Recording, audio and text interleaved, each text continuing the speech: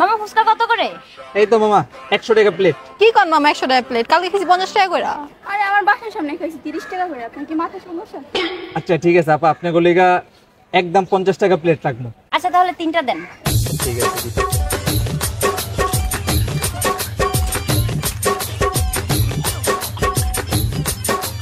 ভাইয়া বিল কত হইছে? আপু বিল হইছে 3 জনের 150 টাকা। আচ্ছা দিচ্ছি আমি।